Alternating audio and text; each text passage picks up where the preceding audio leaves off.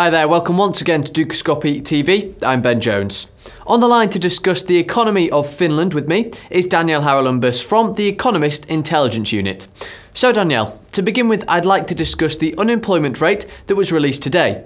The figure went up slightly to 8.3%, but many were expecting a further increase. What would Finland ideally like this figure to be? Well, it's lower than the Eurozone average at 11.3% or 11.5% on the seasonally adjusted measure.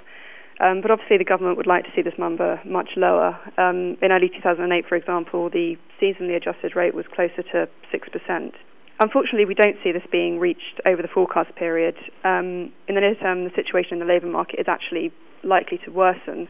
Companies are announcing a number of redundancies in a number of industries, particularly retail, paper, electronics and food. And also the true figure could also be higher. The official measure doesn't take into account those who are registered as unemployed but have given up the job search, known as the discouraged worker or disguised unemployment. And this could put the unemployment rate as much as 6% higher based on the October figures.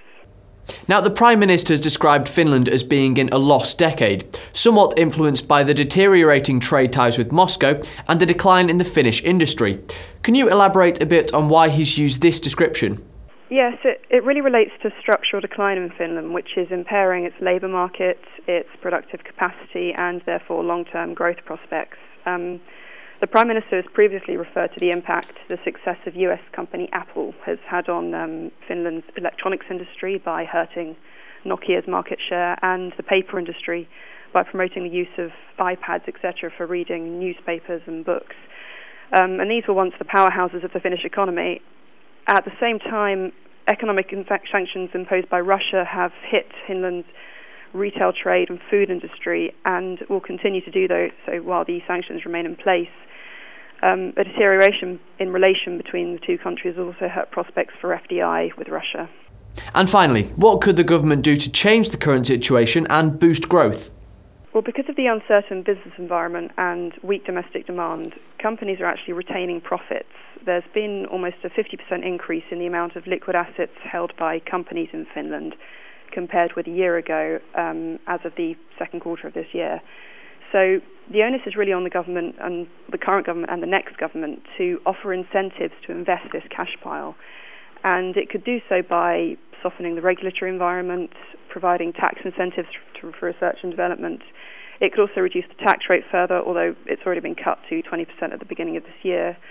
But measures such as these would expand the productive capacity of the economy and help firms launch new products directed at new export markets.